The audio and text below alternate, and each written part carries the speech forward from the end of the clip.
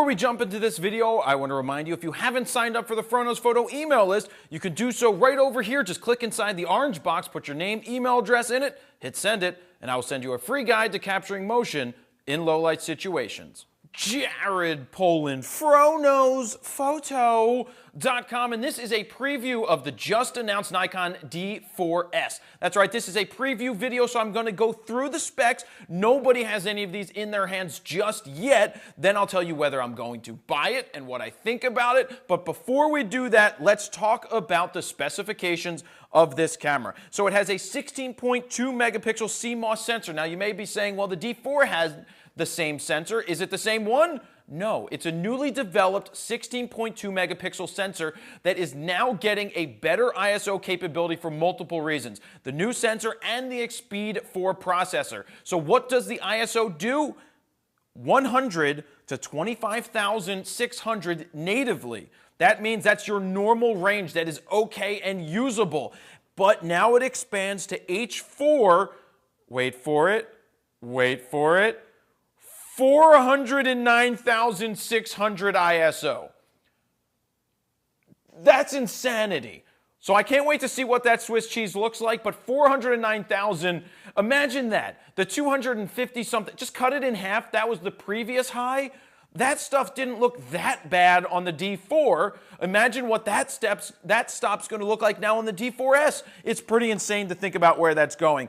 Speed 4 processor, like I said, it now does a RAW size S. The Canons have offered this for a long time. Now Nikon is officially giving you the option to shoot a half the size RAW file. It's half the size of a regular one. It's a RAW, small, 12-bit, uncompressed. Now, this isn't something that I'm going to shoot in. I always want to shoot in the highest quality possible. But for some people who still want to maintain the RAW file and the RAW capability, but shoot it in a smaller file size, well, this is the option for you. Where my RAW files are about 35 megabytes, this is going to be roughly 16, 17 megabyte files for the small. So not terribly too bad. And I was always questioning, will it have 2 CF cards, 2 XQD cards, or go to something else? Well, they kept it the same. 1 compact flash and 1 XQD. And I'm not that upset about it as much as I used to be, being that the XQD cards are not that expensive. I just bought 2 XQD 32 gig cards, 125x speed, or 25, it was 125 megabytes a second speed. They don't even rate the X's, for 99 bucks a piece. So not bad at all. 11 frames a second in with full autofocus. It now added something new, which is Group Area AF. They're saying that's for better AF tracking, where it's going to lock onto the subject better and not miss. This is needed. Why is this needed? Because they screwed it up in the D4. I had so many focus issues with my D4, and it wasn't me. I thought it was me. I was like, what am I doing wrong? And it wasn't me. It was the camera. So I would focus on a subject, and it would back focus 15 feet. I can't have that. So I guess they are going to address that here with a Group Area AF. I can't wait to use this. I hope it works and solves the issues that I had, or I'll be jumping ship to Canon. You never know. So we've got that. AF lock-on works better. Let's see. New picture control tone, better skin color, they're saying. 400 cycles of the 400,000 actuations you can get. That's a lot. I don't even think my D4 has more than 25,000 at this point. I have more video on it probably than stills, but that's beside the point. It also has less mirror blackout, meaning the time between taking the pictures, it's just much quicker with the mirror flipping up out of the way. They added something new called smooth exposure or exposure smoothing, which means when you're doing long, what are they called? Time-lapse photos. Before you could do 999.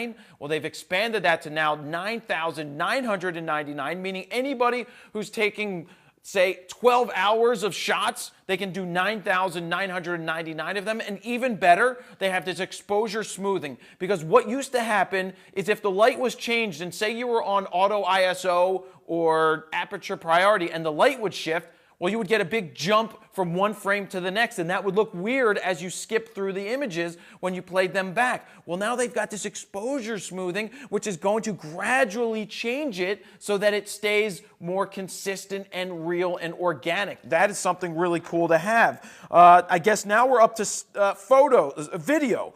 It now adds 1080 at 60 frames a second. That's great if you want to do some slow motion. Shoot it at 60 frames and slow it down. It still has a 2.7x crop factor. For anybody that doesn't know what that is, you have a mode inside a D4 and D4S that allows you to crop the sensor down to 2.7 times the whatever lens you put on it, you multiply it by 2.7 times and you shoot video. That's really good. You can now record through the HDMI to something like an Atomos and record to the compact flash or XQD at the same time. So you can record to two sources. That's always a good safety net to have. That's awesome. Let's see. The exposure smoothing also works in video. So you could lock your exposure in at, say, 50th of a second at 4.5 and set auto ISO so that as the light changes, it's going to gradually, smoothly make that change, giving you better video as the light changes if you want to use auto ISO. That's a lot of, I'm trying to spit so much out here. You have new ability to change the audio levels during recording. That's good if you're monitoring it and interviewing somebody. There's also a couple of different patterns that you can now use for different people that are speaking. For people, for scenes, that's something that's great.